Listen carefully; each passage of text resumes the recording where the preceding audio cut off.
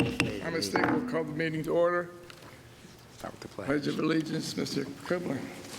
May we stand, please? I pledge allegiance to the flag of the United States of America and to the republic for which it stands, one nation, under God, indivisible, with liberty and justice for all. You may be seated.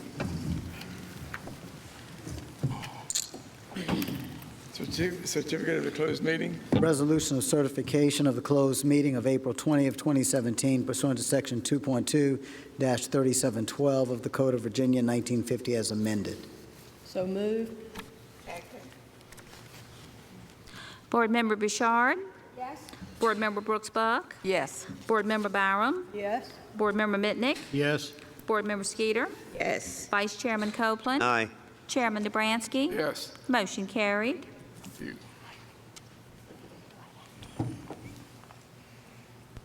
Okay, now we'll have public speakers on agenda topics. Mr. Chris Dow. Is there a way to get these up to the count or the board? Sure. He has it. John has it.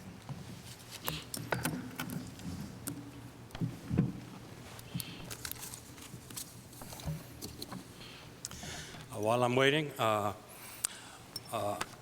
was a Navy distinguished instructor and master training specialist. I hold a master's degree from ODU, master's in science and education. I hold an active professional license from the state for grade 4 through 8 middle school. And I've spent the last 16 years designing instructional systems and doing training analysis for the private sector. In my opinion, our two main educational issues are discipline and fundraising, or funding. Administrators are setting teachers up for failure by failing to distinguish between classroom discipline issues and major behavioral issues. A defiant and aggressive student is Mr. not a Duffy, classroom speak up, discipline please. issue. Yet that is how most administrators are handling them, blaming teachers for situations that they lack the training, time, and resources to handle. All the time, we are penalizing the other students in the class for the misbehavior of a few. It should be the administrator's job to change the behaviors and allow the teachers to teach, not the teachers. Funding is your issue, and in my humble opinion, you have failed. Suffolk has been the lowest proportionally funded school district in Tidewater. According to the City Council, it should not be. The first graph that I've given you is from the city's budget of this year. The mean household income for the region shows us within a few $1,000s of both Chesapeake and Virginia Beach, arguably the two best districts in the area.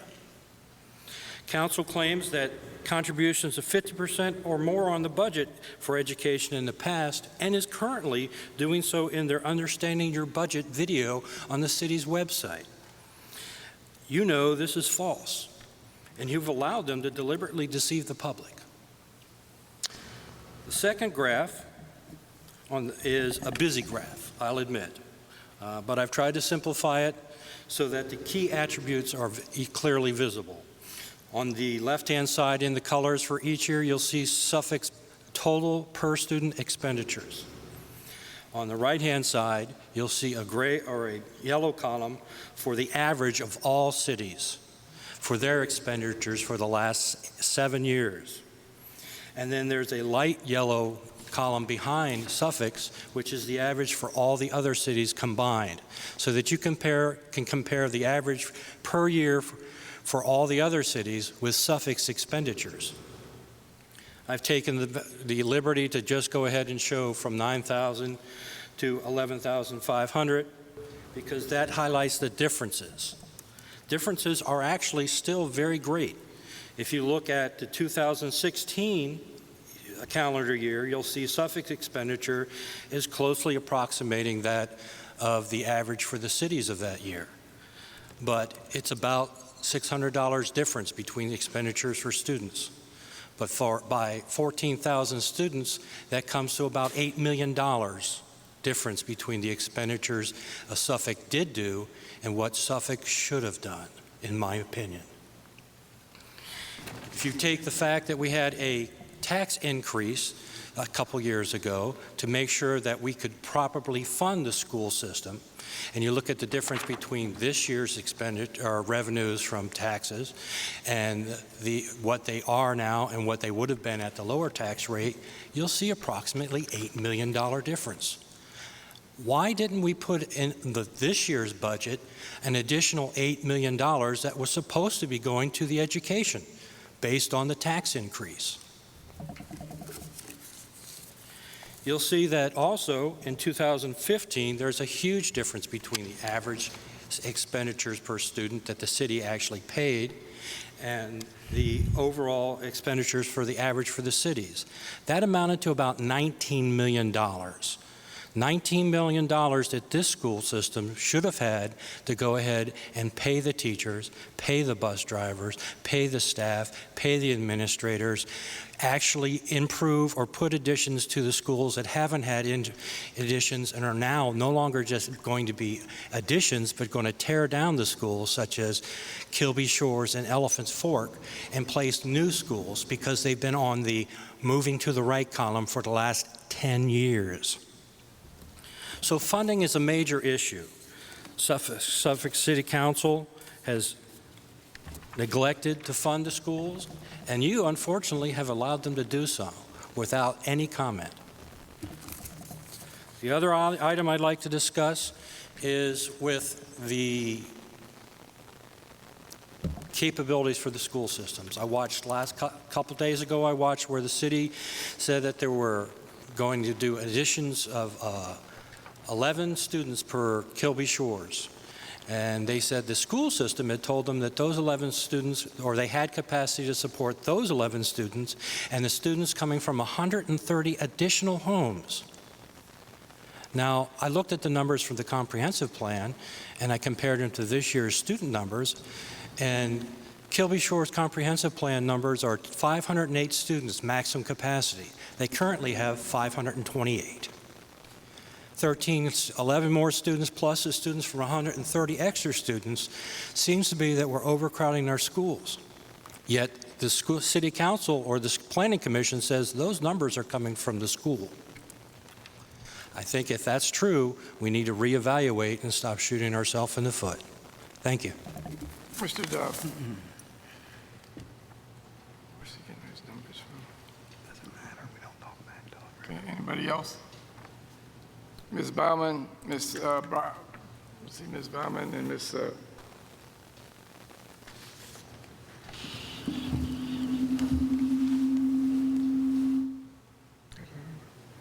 Boswell. Ms. Baumann, Ms. Boswell out there? No? Okay, we'll go ahead on.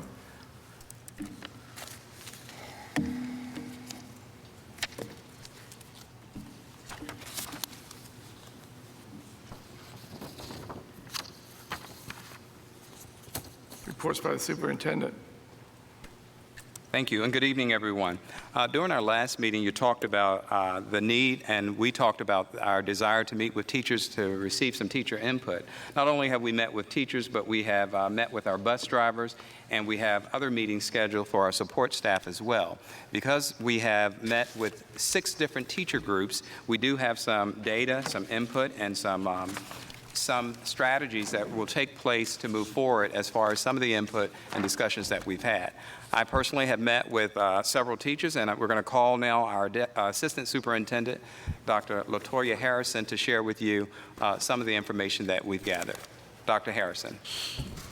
Thank you. Good evening, Chairman Dobransky, board members, and Dr. Whitney. I'm going to, as Dr. Whitney just shared, going to update you on some of the input that we've received from teachers, as well as our plans for follow-up and responding to that feedback. So recently, beginning on March 20th, we had a work session with our principals, and that meeting was really focused around responding to some of the teacher feedback that was received in recent board meetings regarding workload and lesson plans. We facilitated 2 exercises with the principals where they really spent time working in small groups analyzing the lesson plan templates that they are individual schools and sharing with one another and looking at ways to possibly streamline that process, as well as spent time reviewing various aspects of teacher workload and working creatively to try to problem solve that and looking at possible opportunities to also streamline workload wherever possible. We also asked our principals or directed them to go back to their schools and facilitate the same process with their staff. So principals are currently working, excuse me, that process is currently underway, pardon me, in our schools, and most of the schools have actually completed that process already, where they have worked with their teachers to gain teacher input regarding workload and lesson, excuse me, and lesson plans. As Dr. Whitney mentioned, we just recently also completed 6 division-wide teacher input and feedback sessions, 2 per level, so 2 high school, 2 middle school, and 2 elementary school meetings. And we have also been meeting with individual teachers as well. We've had several teachers who've requested meetings, and we've also reached out to some individual teachers for feedback. In addition to that, I meet weekly with our C&I leadership team, and we have been working as a team to also review the feedback as it's been coming in and working on our responses to that feedback. Just to give you an overview of the attendance for the 6 teacher input meetings that we had about 117 teachers that participated in those meetings, so we had a pretty good response, and we are open to having as many of those meetings as needed. So if additional meetings are needed, we will certainly continue this process. Just to give you a brief sort of snapshot of some of the feedback that has been received to date, in general, most of the feedback has fallen in about 5 or so categories: teacher workload, lesson plans, assessments, resources, and then salary and benefits. This is not going to be an exhaustive list, but I just wanted to, again, give you a brief snapshot of some of the feedback we've received and our response or solutions that we're providing for some of those concerns.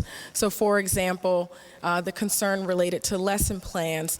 One of the sort of things that we learned in this process of talking with teachers and meeting with our principals individually is that there's sort of the misperception in some respects that there's a division template that's required, and there really is not a division-wide lesson plan template. The lesson plans are they vary from school to school. So some schools have longer templates and some are shorter. What's typically expected at the division level is that schools incorporate certain elements in their lesson plan design, and those are elements that are a part of the VDOE alignment rubric. And so that's typically where you see some consistency across schools, is with incorporating the Virginia Department of Education alignment rubric elements. We also, but what we've asked principals to do, again, is to work with their teachers to collaboratively come up with opportunities to streamline that process wherever possible.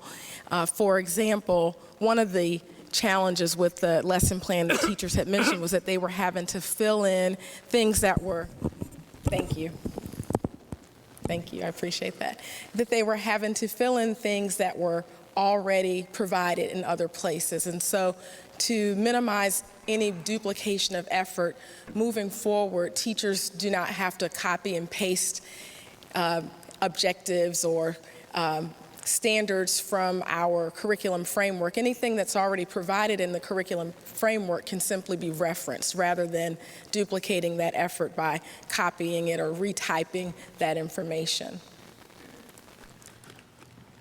Another concern or broad category of concerns was related to workload. And so one of the concerns that was raised was related to routine forms and some of those forms that teachers have to complete for their students in terms of record keeping. Some of those can be very tedious and time consuming. And so we are going to be working with our technology department and finding opportunities to possibly streamline paperwork and looking to find ways to automate those processes wherever we can. In addition, the early morning drop-off was a concern that was raised for teachers. At most of our elementary schools, parents are allowed to drop off early, which is a great benefit, but for our teachers and teacher assistants who have to cover that duty time, that does become an additional part of their day, additional responsibility that they have on their plates. And so one thing that we're looking at right now is we're meeting with community partners and looking for exploring opportunities to possibly have community partners provide that service for next year. And so that's something that we are exploring. That has not been finalized at this point. Duty-free lunches. Duty-free lunches actually should be happening in our schools, and so we are reiterating that with principals. We met with all of our APs today, and we'll be meeting with elementary principals tomorrow, and again with secondary principals next week.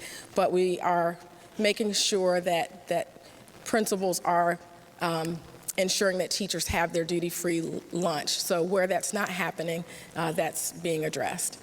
And in terms of the grades that are required as another issue or concern that was raised, that's something that we'll be reviewing this summer in summer curriculum committees and summer curriculum and instruction policy review committees to look at the amount of grades that are required. It varies from grade level to grade level and varies some by subject area, but we'll be taking a look at that to see where changes might need to be made, because in some subject areas or for certain grade levels, there may be a need to modify that. And even though the number of grades, for example, at the high school level, it's 23 grades that teachers have to have recorded for each quarter. Well, that actually is fewer than the number that was required in the past. But we will certainly look at that and find opportunities to reduce that where necessary. In terms of assessments, we typically have various assessments that our students take throughout the school year, some that are related to the MAP test, which is incorporated in Standard 7 in the teacher evaluation, our benchmark assessments, which help us determine how students are progressing with the standards of learning throughout the school year, and as well as some pre and post assessments that students take. And so we had our content supervisors review the amount of assessments that are required at each grade level in their content areas, and they are going to be making recommendations for revisions to that process, or a revision to the number of assessments that are required for each content area by grade level. And that's happening next week. And then from there, we'll be developing an assessment review committee this summer to review our entire assessment structure. Another concern about assessments is that benchmark assessments are currently used to make promotion decisions, and we are reevaluating that. We're looking at we're considering the possibility of using benchmark assessments more in a diagnostic manner, because the ultimate goal is student learning. And so we want to ensure that our assessments are being used to drive our instructional program, and that teachers have more teaching time and less testing. And so that's the ultimate goal, more teaching time for our teachers to actually achieve the ultimate goal of why we're all here, and that's to ensure student success and student learning. Data forms was another concern, and again, that's just finding opportunities to streamline and to automate those processes wherever possible. We had some concerns about resources, and for example, we often will hear that there are not enough computers because they're being used for testing, or during testing that computers are somewhat limited. And part of the challenge there, it's not that we don't have enough computers, it's just working with schools to make sure that they are using those resources in the most efficient manner. We had many of our schools received additional computers in January. We also have currently about 1 computer for every 2 students in the division on average.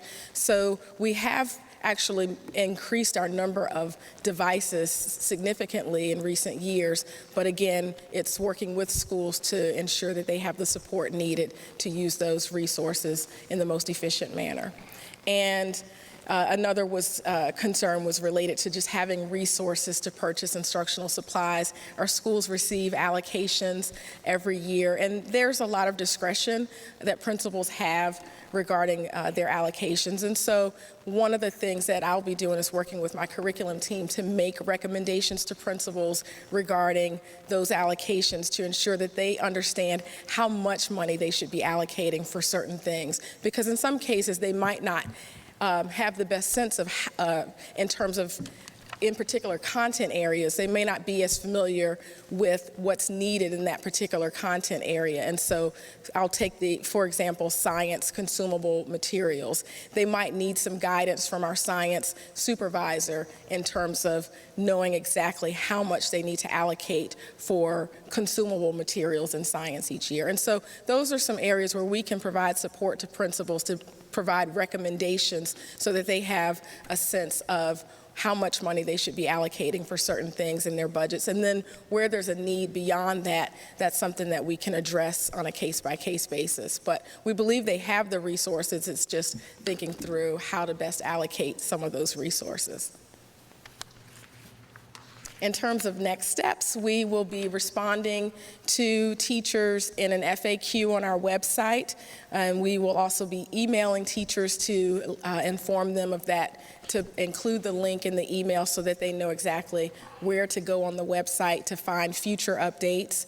And we'll be working on systems to provide more frequent updates to teachers, because oftentimes, we find that it's not necessarily that something's not being done, but maybe that they just might not know about it. And so, for example, there were several things that teachers points that were raised in some of the meetings, and we were able to address those in the meeting and say, well, actually, that regulation has been changed, and maybe the teacher just wasn't aware of it. And so while we do share those things at pre-service and we send out updates, we're also looking for other creative ways to ensure that information is communicated multiple times, multiple ways, so that there's never a time where a teacher might say they just didn't know that something had changed.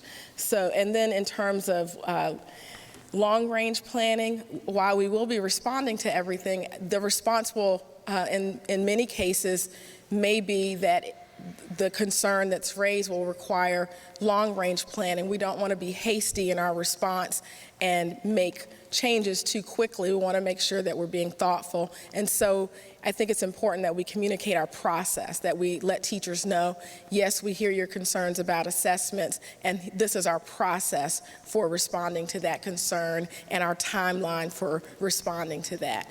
And in terms of exploring, other opportunities, we are, looking at the possibility of doing more surveys. We do our annual work conditions survey, but there may be in light of recent concerns that have been shared, we realize we may need more information from teachers regarding their opinion, their perspective on various aspects of our overall academic program. And so we'll be surveying teachers more just to get their input in a more strategic manner. And Dr. Whitney has the advisory meetings. He's going to continue those, and he's added additional advisory meetings as well. And we are, again, will continue to work with our principals to ensure that they are also collaborating with their staff to problem solve some of the challenges that have been raised and brought to light recently. And that concludes my report. Any questions? Several questions. One, when the lesson plans are done, do they have to be done every year on the same, or not on the same format? Can they not be done by a group of people in the summertime, such as a master teacher in the subject, central office staff, and somebody else? I had a difficult time hearing the question. The question is, when the lesson plans was one of the questions that came up quite frequently when I talk to people. And they're wondering, why can't they have a basic plan for their class and they develop it from there? Somebody write a basic plan for the lesson plan of whatever they're going to be teaching that semester or year, and then they fill in the blanks in between that. So the lesson plan, the ultimate goal is that we want to make sure that the lesson plans are aligned with the standard at the cognitive level that the standard is asking for. And so each school has kind of taken a different approach to that. And what we're working on now is just making sure that we are holding true to ensuring that lesson plans are meeting the needs of students, that they are written for the student. And so we want to, while addressing concerns about workload, don't want to compromise the integrity of the work that we're doing as well, because ultimately what's in that lesson plan is what we expect to be taught. And so we want to make sure that what's written in the plan is also aligned with the standards that are expected, that students are expected to learn. In terms of, were you referring to teachers being able to share lesson plans as well? Yes, that's correctly what I'm saying, yes. If I may, Dr. Harrison, I think we have had some conversation regarding that. And when I say that, it may be a matter of, I think for the most part, teachers' concerns are having to write the essential knowledge, having to write the behavioral objective, having to write the cognitive levels.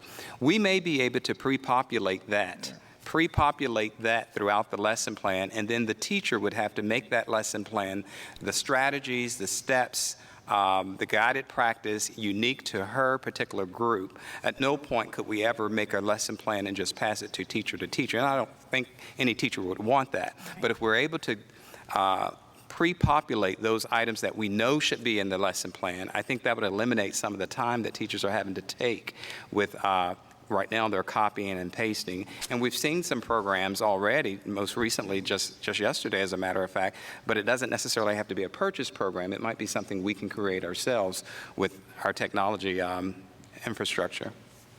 One other thing, the principals are given money every year for instructional purposes, are they not? Is that correct? Yes, that is correct. Now, is it up to the principal to distribute that money through the different? Generally, it's the principal and his or her leadership team. That's the expectation, that they have conversations with their leadership team and decide what's needed. Quite naturally, for one school, it might be this year we really need to focus on this particular content area, so I might put a little more money in that particular content area. But the main thing is teachers obviously have basic materials that they will need, and if they're lacking that, then there has to be a conversation either with the principal, and then if the principal sees that he does not have that funding in that school, the conversation is with that appropriate director, either secondary or elementary.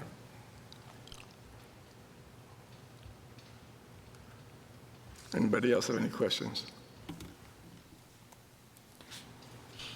Is the final category of salary and resources going to be discussed as well?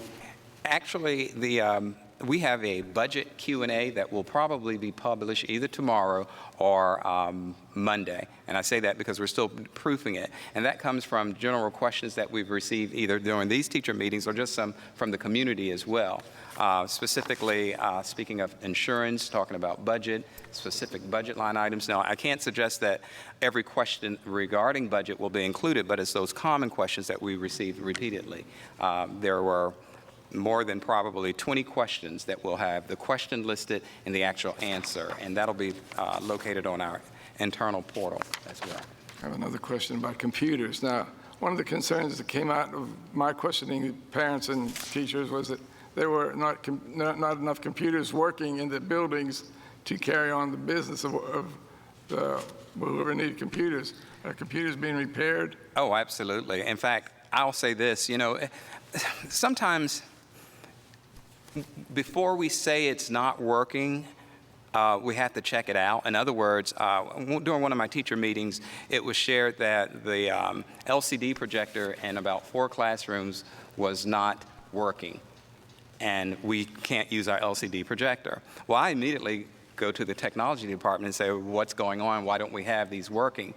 Well, because of technology, we're able to pull up to see if there has been a work order submitted. They can't fix what they don't know is broken. So if it's actually put in as a work order, it's going to be addressed, or it's on the list of. Each week during my cabinet meetings, I have the director of technology there, and he tells me how many work orders they've completed, how many are outstanding, and it's ongoing progress. That's not to suggest that everything is working, but if a work order is submitted, they will be addressing it. And they do a fairly decent job as far as doing it timely as well. But the most important piece is to make certain that that work order is submitted. Special education, are we providing enough aids? Do we have the aids for everybody that we need in special education, the transitional aids? I think in special education, we do have our teacher assistants that are necessary to meet the student's IEP. As far as the general population, we are in need of additional teacher assistants. You may remember a few years ago, we determined instead of hiring full-time teacher assistants, we would hire 2 part-time. We thought that that was cost-effective, but because it was part-time, those positions were somewhat rotating. People didn't stay in them very long because they were looking for full-time work. So that is a challenge as far as teacher assistants for general ed population, but I do feel that we definitely are meeting the needs. We're in compliance with our special education population as far as teacher assistants that are needed. In fact, I think later this evening you'll hear a little bit about the special education annual plan, and I'm sure that Mrs. Glover will be more than happy to answer any specific questions regarding special education or teacher assistants. Any other questions? Okay, let's go ahead on. Thank you. Thank you. I had something. I think this is a good beginning, you know, and I would like to see this continue, you know, the meetings periodically Yes. with teachers, you know, scheduled so that they know like we did this time. I think it's a good way to begin, and I think the more we work with the teachers, we're going to be able to work through some of these problems. And I'm hoping maybe in the upcoming year, you know, some of these things will be resolved, that we see we can save time or save forms or whatever. And, you know, we're duplicating a lot of things. So maybe, you know, like after the first 9 weeks of school next year. Ironically, we have talked about having these quarterly, where they're Okay. open forums, All right. not at each school, but where teachers can sign up. And I was impressed with teachers that would travel. Maybe they weren't in that geographical area, but because it met their needs or their schedule, that they came to that particular one. Some teachers came to more than one, which was perfectly fine. And we ended each one, I ended each one with the comment that we're all in this together, and the only way our school division is going to improve is for us to have these courageous conversations and to discuss what can we do to solve it. And we have to all be a part of the solution. Several teachers said that they would be more than willing to work on additional committees during the summer, for pay, of course, but that's okay. Well, when they go to these meetings, if they're required to go, are they getting paid travel for going to the meetings? If they go to the meetings, If they're required to go to a specialized meeting, let's say special ed or health, or they do not get paid for those specialized meetings now. they don't get paid for travel. Travel. Oh, I'm sorry, for traveling, yes. They get reimbursement Okay. for traveling from one area to the next, yes. I'm sorry, I misunderstood. All right, community service hours, Dr. Whitney. All right, you may recall several years ago, when I became superintendent, the board agreed that we would require an additional, we will include an additional requirement for our seniors to graduate. This would be the first class to be required to have 50 hours of community service. Dr. Stanette Bird, our Director of Secondary Education, has prepared an update for this, this venture. Dr. Bird. Greetings, Chairman Dobransky, members of the school board, Dr. Whitney. As mentioned, this is the first cohort of students that is bound by our requirement for community service hours. The report that you're going to see today is similar to the one, is an update to the one that's presented in April. So just as a recap, our students are to earn 50 hours prior to graduation. There is a log that they keep track of, as well as an opportunity to write a reflection about their community service experience.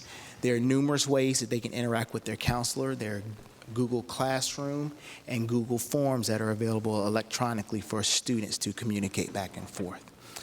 You may remember that there's a recommended number of hours per year, which is about 16, ninth grade, 17, 10th and 11th. So a student should complete their community service requirement before going into their senior year with this plan. All right, so what you will see here is these are seniors with some community service hours. If you look at the second column compared to the third column, you can see that there has been an increase since April. Kings Fork increased about 55 students, 62 at Nansemond River, 48 at Lakeland. So in terms of students receiving community service hours as a division, we are well over 65%. And we have shown that growth. This next image here shows those who have completed the community service hours. And as you can see, we still have some work to do. We are a little division-wide under 50%. But even as this data was being compiled, we still had students rushing into their offices to meet with their principals and counselors with documentation that they have completed hours.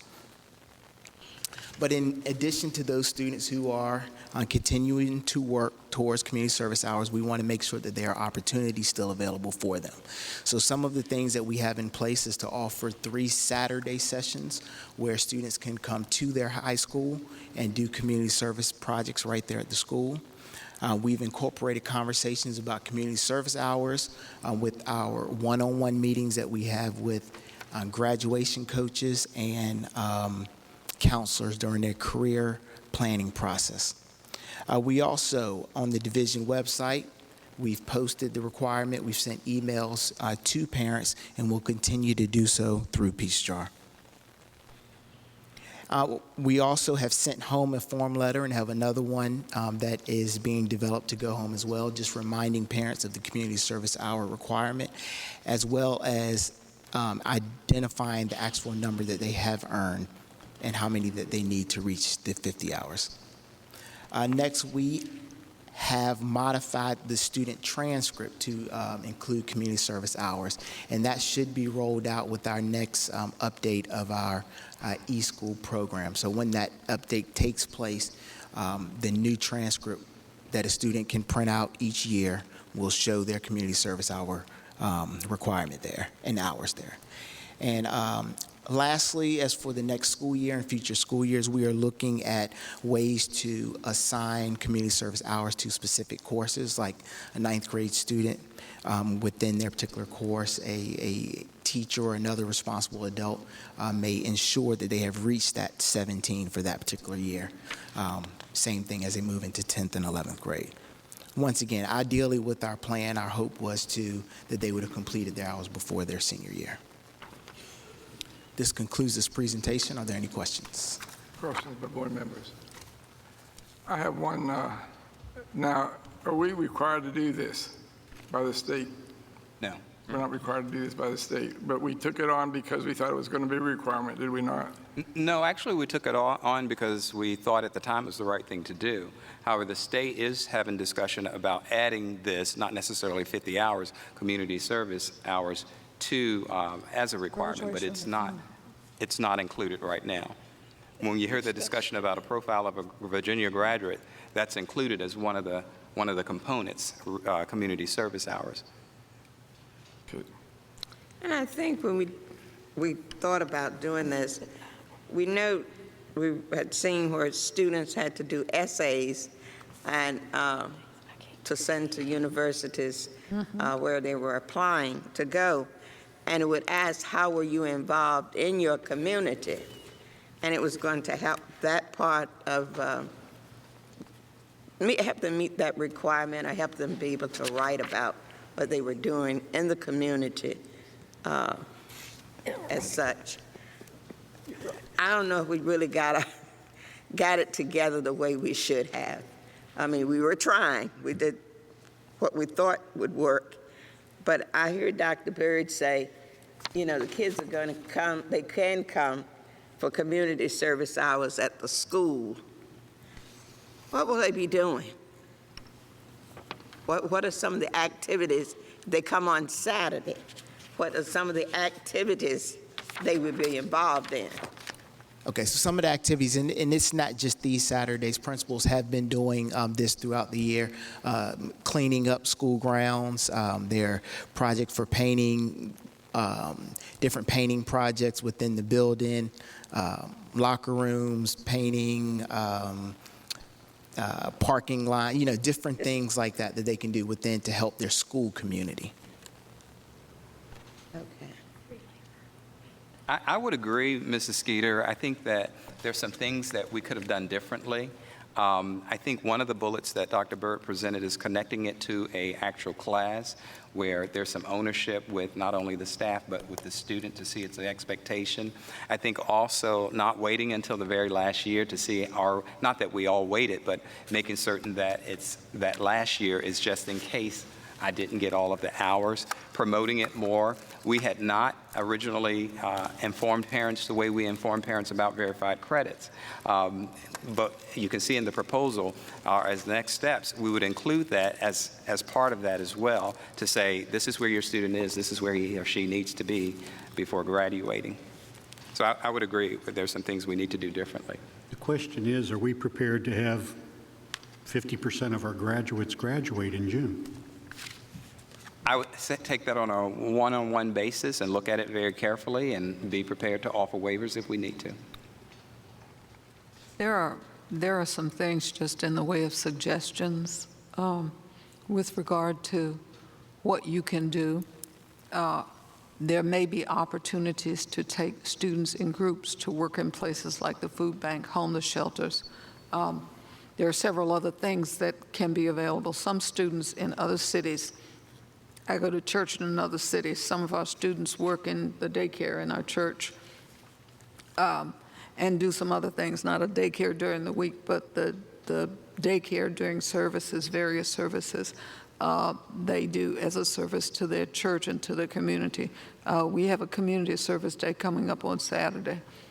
We can use some volunteers, so if there's students that don't have their hours, there are some opportunities for them, and I'll be there. So it's from 9 to 12 on Saturday, Shallow Baptist Church in Norfolk, Virginia.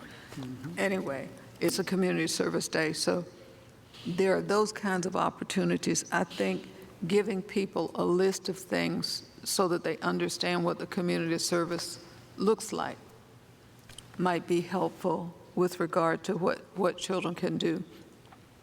I've required it for a course in graduate school for people who want to be superintendents. They had to do for school and community public relations, they had to do 15 volunteer hours at places like the food bank and homeless shelters and other things, just so they know the services are available in the community. So I think there are chances for students to get those things, high school students and college students and everybody else. I do want to say, as someone who's worked in higher ed for the last 16 of 17 years, I think that when students come and want to be admitted to college, we did talk about that, Mrs. Skeeter, they do ask not just for your SAT scores or for your grades. They ask, what have you done other than go to class? And so this would be an advantage for them, and those students who have done some things do fare better when people are looking at the application to see if they've done something for something other than grades and other than money, because it speaks to the kind of person they are. So I think with regard to character education, this is an opportunity as well. And there is a handbook that's given to each of the students that does list the different varieties of activities in the community. So every student does receive that when they're in 9th grade. So we have taken care of putting it in each student's hand. I don't think the students have taken the school board seriously on this one. Mm-hmm. Any other questions or concerns? Okay, Dr. Whitney, calendar of special events. Yes, as you'll take a look on page 12, we have a number of activities during the spring, as we do each year, that are worthy of noting. We have the Superintendent's Art Show at the School Board office on April 25th. That's always an exciting time. The annual CTE Career Expo, April 27th. Teacher of the Year Banquet, where we recognize each school's Teacher of the Year as well as the overall Teacher of the Year, May 2nd. National Teacher Appreciation Week, May 1st through the 7th, Teacher Assistant Appreciation Day, May 4th, and National School Nurse Day, May 10th. Thank you. And that concludes the superintendent's report. Board members, if you look at the consent agenda and see if anything needs to be moved to new business. This time, board members, look at the consent agenda, see if anything needs to be moved to new or unfinished business.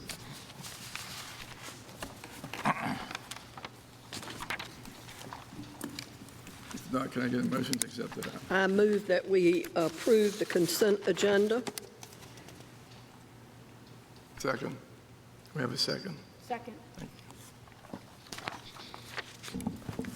Board Member Bouchard. Yes. Board Member Brooks Buck. Yes. Board Member Byram. Yes.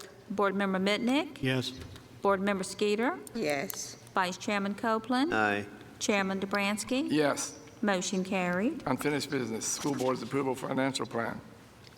I actually have no new information regarding that. You have the approved financial plan, but if I may, I'd move to item number 2, which is scheduling of a special meeting to adopt the school board's financial plan after, of course, the city has approved the budget. As you may be aware, the city is scheduled to approve their budget May 17th. We would request that we have a meeting to approve our budget soon after that, and the reason I say soon after that is because it takes several weeks to prepare contracts for our financial department to prepare contracts. So you can see before you I have 3 dates. May 18th, Thursday, anytime on that particular day. May 19th, which is a Friday, anytime 8 through 4. And then Monday, May 22nd, anytime. So at your desire, we can select a date if you'd like. Anybody like Thursday? Yeah, I was going to say, can we start by anybody has a day that you cannot come, so we can eliminate those days? Monday, the 22nd. Okay, so Dr. Dobransky cannot come Friday. I can't come on Monday. Okay, and she can't come on Monday, so it looks like Thursday. Thursday, good. The 18th. Thursday, the 18th. Is there a particular time that fits your needs better? How long is it going to take? We need to do it after pupil personnel in case they have a meeting scheduled that day. Well, Well, they That's have in the to change that. or we they do could it at 8 change o'clock? that. I would say as early as possible on Thursday. Huh? 10 o'clock. That sounds good. What's that? 10 a.m. Well, that could be in the middle of pupil personnel. Right, but I'm saying they can. That's flexible. We can be flexible on that. We can meet on Friday or, and in fact, Dr. Rice, the last couple of times we've met, we've scheduled it for Friday because it was more convenient for those days. I don't think there are any hearings scheduled yet. Till 10 o'clock is the time. 10 on the Thursday, the 18th. Okay, can somebody give us a motion on the date and the time? I move that we meet at 10 o'clock on May the 18th to approve the financial plan. Second.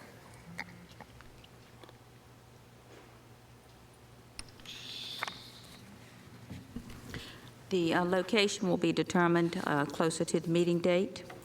School Board Member Bouchard. Yes. Board Member Brooks Buck. Yes. Board Member Byram. Yes. Board Member Mitnick. Yes. Board Member Skeeter. Yes. Vice Chairman Copeland. Aye. Chairman DeBransky. Yes. Motion carried. Okay, new business, special education, local plan and budget for 2017, 2018. Yes, I'm going to call our Director of Special Education, Mrs. Diane Glover, to share with you a brief overview of the local plan and budget for 2017, 2018. Mrs. Glover. Good evening, Dr. Dobransky, Dr. Whitney, and school board members.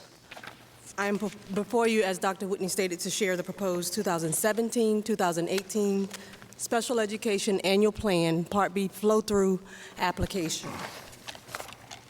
This application is submitted annually to receive federal funds for special education under the Title 6B of the Individuals with Disabilities, Education Act of 2004. Virginia Department of Education provides each locality with guidelines, and part of which is to have the application reviewed and approved by the local SEAC, which we have already done, and the school board. This application provides federal funds that may be used solely for the provision of special education services and related services to students with disabilities. This is an application that's formula-driven, well, the allocation is formula-driven, which in part considers historical funding, student population, and poverty level. This fund actually has two parts.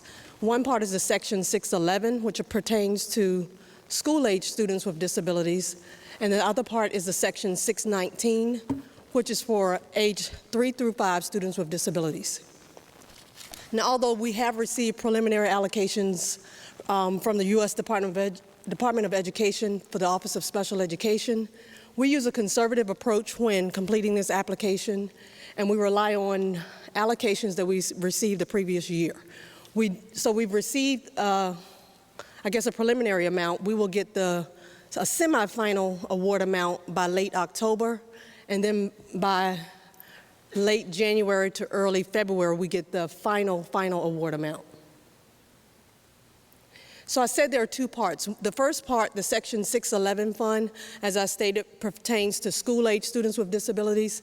This pays the salary for 26 special education teachers, 19 special education teacher assistants, 1 school site social worker, 3 job coaches, and bus aides. And the previous allocation that we received last year was $2,937,960. The other fund is the Section 619 fund, and as I stated, this is for students aged 3 through 5 with disabilities. And this pays only a portion of the salary for our preschool educational diagnostician. Last year's allocation was $56,233. Also included in the plan, there are other assurances or requirements that we have to include. One is an interagency agreement, another is the maintenance of effort, and then the proportionate set-aside. The interagency agreement, basically school divisions that have a regional jail within their jurisdiction have to enter into an interagency agreement with that regional jail, which addresses the staffing and the security for students who are incarcerated who are students with disabilities. In Suffolk, we do have the Western Tidewater Regional Jail, and we have 1 teacher that provides services there at the jail to students with disabilities. That position is funded by a separate grant. Another assurance or agreement that's included in this application is what you call the proportionate set-aside. In this particular instance, the school divisions have to set aside funds from both Section 611 and Section 619 that would provide services to students who are permanently placed in private placements or being homeschooled within our jurisdiction. And it uses a calculation that relies on numbers that we report in our December 1 count. What we do is we provide, the calculation tells us what the amount is, but I want to interject that we provide services of occupational therapy, physical therapy, and speech therapy, and then we will provide the transportation associated with those services to students who have withdrawn from our school division and are in private placements or being homeschooled. So that calculation, as you see here, and you have it before you, it takes that number here. We have number 3 at the bottom, 12 students, 6 of which we were serving as of December 1, 6 that we were not serving, and using those over our total population of 1,749, multiplying it by the allocation that we received from 611, giving us a projected set-aside of $20,157.53. So that's the amount that we have to set aside to provide services to those students. And typically we provide probably more services than that, but that's the minimum that we have to set aside to provide those services. The next portion is the maintenance of effort. This is another assurance that we have to include. And basically here, what we're required to do as school divisions, it says that we have to spend at least the same amount of local and state funds on the provision of special education services to students with disabilities from the same source as was spent the previous year. This portion of this application is actually completed by our finance department, and it's included in our budget. It's included, in the application. And that's it. Any questions? Ms. Glover, have you heard anything about us having to deal with no special ed money from the federal government in the next couple of years? Actually, well, this is the federal grant that we do receive. And initially when it came out, federal government had a lofty goal of wanting to provide about 40% funding. But typically, though it has increased and it does increase, they've not ever reached 40%. Right now, it's probably 13% of the special education budget. And like I said, though it increases, it's never reached 40%. And that's partly, in fact, because I guess what it costs to provide services to students with disabilities continue to increase. So those contracted services or those purchased services, as well as the equipment needed for students with disabilities, as that continues to increase, then we're not getting any closer to that lofty goal of 40%. But it does increase. One of the parents I talked with said that autism was one of the most increasingly adamant or prevalent special education functions that we would be facing in the future. Is that correct? That is correct, and especially in our area, because it is a military area. This is an area where parents that have students with a disability and it's autism, there are certain things that I guess the military will allow them to do with students with autism in regards to providing services medically as well as educationally. Are we providing services for teachers, teacher aides in that area as well? Yes, the Department of Education has a requirement that we train our paraprofessionals that work with students with autism. The teachers, there's not a specific training from the Department of Education or not a specific certification through the Department of Education for autism, but there is a requirement that paraprofessionals receive training. Okay, thank you. The question, I just have a question about the set-aside that you were talking about for the students in private schools. Is that mostly spent on therapy for them, speech therapy, physical therapy, occupational therapy? That's correct. As the school board's representative on the Special Education Advisory Committee, I commend your committee for their work, and I would like to move that the school board adopt the proposed 2017-18 Special Education Annual Plan. Second. I second it. Board Member Bouchard? Yes. Board Member Brooks Buck? Yes. Board Member Byram? Yes. Board Member Mednick? Yes. Board Member Skeeter? Yes. Vice Chairman Copeland? Aye. Chairman Dobransky? Yes, Motion carried. thank you. Do we have any speakers signed up for non-agenda topics? No, sir. Is there anybody out there who'd like to speak on non-agenda topics at this time? I just wanted, I neglected to inform the board that the Lift the mic. data for the chart was taken from the Board of Ed, or the State Board of Education, or Department of Education's website from the superintendent's annual report. So I didn't generate those numbers. They were taken directly from his report on an annual basis. Thank you, Mr. Dove. Anybody else? Okay, we'll move on. Business by board members. Start with Ms. Byram. I'm just glad to hear that we're moving forward on meeting with the teachers and the concerns that they have, and I'm glad we've made progress in that, and I hope it will continue. I think it's, like I said, it's the beginning of an open conversation, and I think that will help us with many of the issues and concerns that our employees have. That's all I have. Sure. Yeah, I just want to congratulate all of the students who, and there were hundreds of them, who participated in the Young Authors Contest this year. They were just delightful. And I would also like to thank Natalie Street, who was the president of this organization this year. It was a very rewarding experience. Thanks. Ms. Skeeter. I'd like to give thanks to the Pilot Club here in Suffolk for honoring two of our staff persons. They were the special ed teacher and the special bus driver. It was a nice program, Dr. Dobransky, and I attended. It was a lovely reception, but there were many good things said about all the participants, but I thought that with the two that we had represented, that it was great information. I hope the superintendent will think about them when we go to our awards program. Mr. Mitnick. I'd just like to congratulate all of our rookie teachers. Had an opportunity to attend their reception to honor our rookie teacher of the year. And, you know, they've committed a lot of time to their development program, and I'd just like to congratulate them on getting this close to the end of the school year, and look forward for them returning next year with a little more experience and with the energy that they have at this time. Dr. Butt.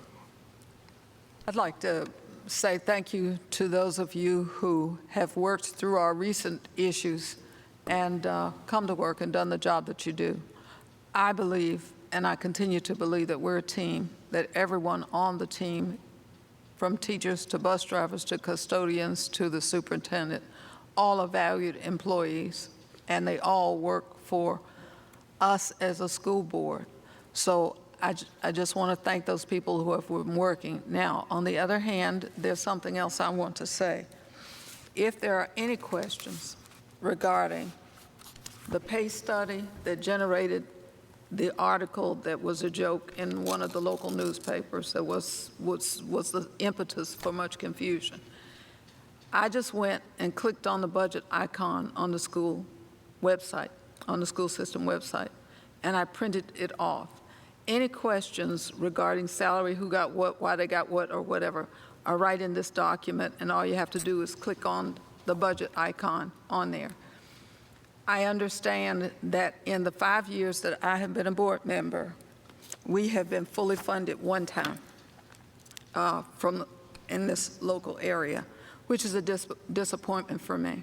I'm disappointed when I hear that people do not understand where the money went. When we have a joint board meeting with City Council, and we clearly outline everything we want to do, our goals and objectives, everything we want to spend, and the reality is that I'm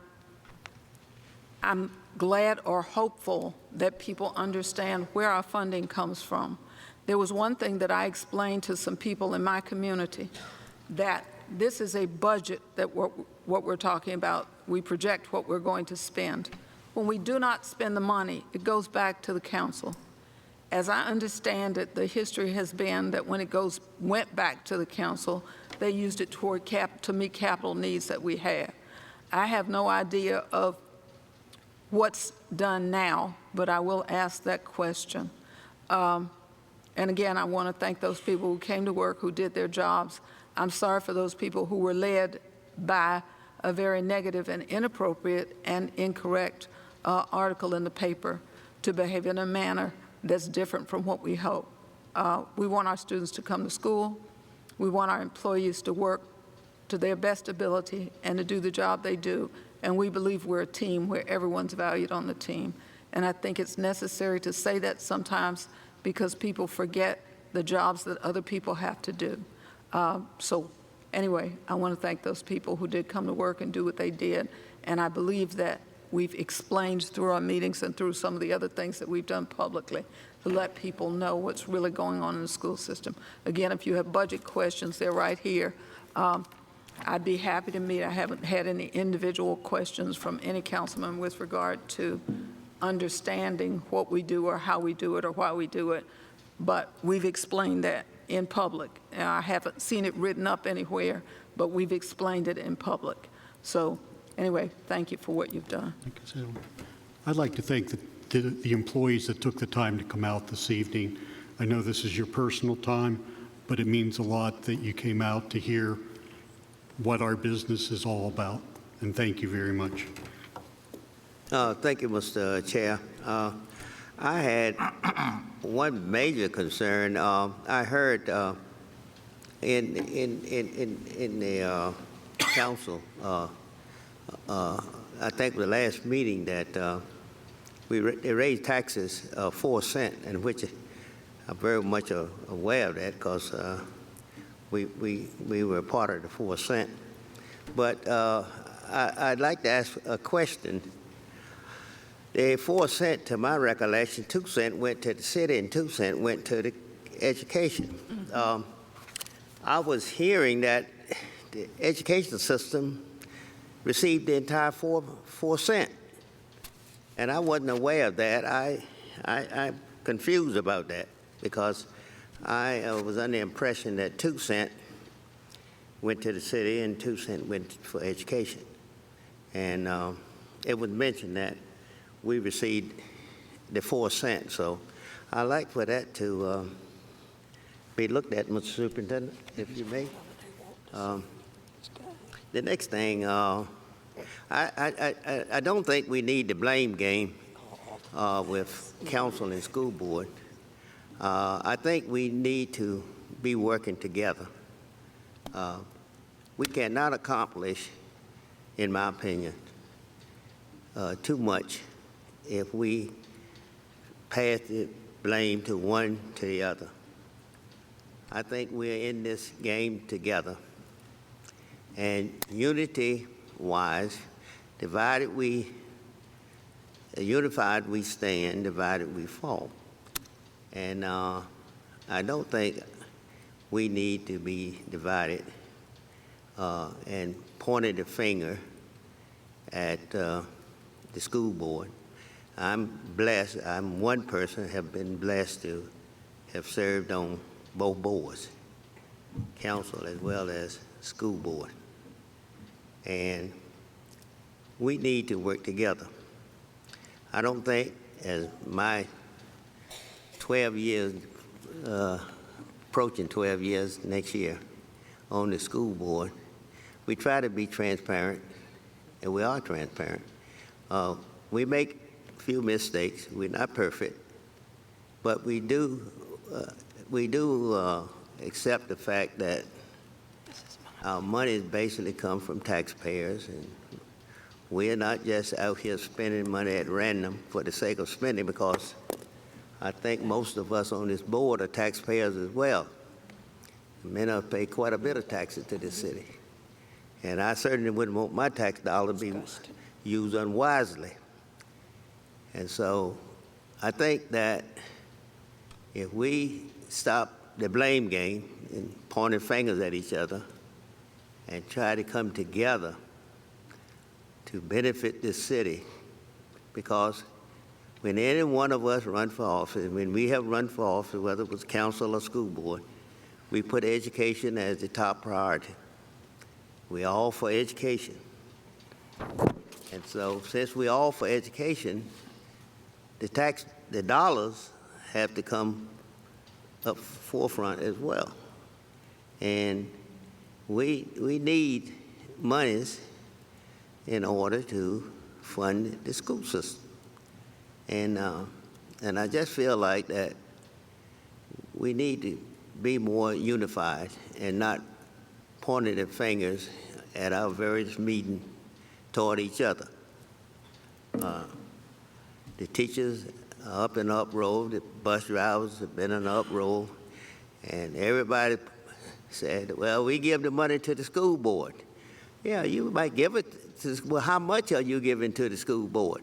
I mean, that's important.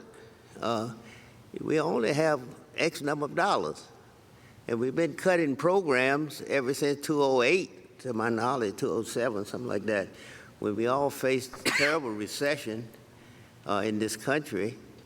The superintendent has been cutting programs, cutting personnel, trying to make ends meet. And then when I hear a person say that, well, all the schools are not accredited. You tell me what schools in Hampton Roads, name me a division to the east that all schools are accredited. Even Virginia Beach, the great Virginia Beach schools, they have schools aren't accredited. Chesapeake has schools not accredited. So, I mean, why we gonna be pointed out Suffolk? And when you know the situation in Suffolk, we have brought kids from an awful long ways in this division. And we realize that these kids who come from certain environments, well, well, we have to bring them along. We have to bring them along. And so I think that the superintendent and his staff have done a marvelous job in bringing improvements in our school system. So I just say to all of our leaders, school board members as well as city council members, let's work together and not be blaming each other about certain situations. And I think if we do that, we will move forward much faster, and our teachers will be pleased, and our bus drivers will be pleased as much as possible. You never can please everybody. I don't care what you do. But if any one of us can go home and look at ourselves in the mirror and say, I did the best job I could do today, I think that would be what is required. And as long as I can look myself in the mirror at night and say that I have done the best job I could do for every student in the city of Suffolk and for every employee in the city of Suffolk, I'm going to be happy. I'm going to be satisfied with myself. And so I'm just saying, again, let's try to work together and not be blaming each other in order to satisfy ourselves, because that's not going to be the answer. Unity is going to be the answer for if we want to move forward. The council and the school board must work cooperatively together. Thank you, Mr. Copeland. I just have a few comments to make, and one is that I want to thank all those teachers and parents that contacted me and I was privileged to meet with. I enjoyed the conversation. I hope I was able to represent your feelings and thoughts. Well, if I didn't, please call me back and I'll make sure I do the next time. But if you'd like to meet with me, please feel free to call me or email me anytime. Be glad to sit down and talk with you about your concerns. With that having been said, board members, refer to informational items on your page 33 if you have any question about them. Now's the time to say something. Informational items, page 33. It's not an action item. It's for information only, okay? Okay, action at the closed meeting. Mr. Copeland, personnel report. Mr. Chair, I move that the personnel report be adopted. Second? Board Member Bouchard? Yes. Board Member Brooks Buck? Yes. Board Member Byram? Yes. Board Member Skeeter? Yes. Board Member Mitnick? Yes. Vice Chairman Copeland? Aye. Chairman Dobransky? Yes. Motion carried. Pupil personnel report. Mr. Chair, I move that the pupil personnel reports be adopted. Don't you have to change that? Second? That's coming up later, next. Board Member Bouchard? Yes. Board Member Brooks Buck? Yes. Board Member Byram? Yes. Board Member Mitnick? Yes. Board Member Skeeter? Yes. Vice Chairman Copeland? Aye. Chairman Dobransky? Yes. Motion carried. Student appeal. Mr. Chair, I move that the appeal be granted subject to the superintendent's alternative education plan. Second.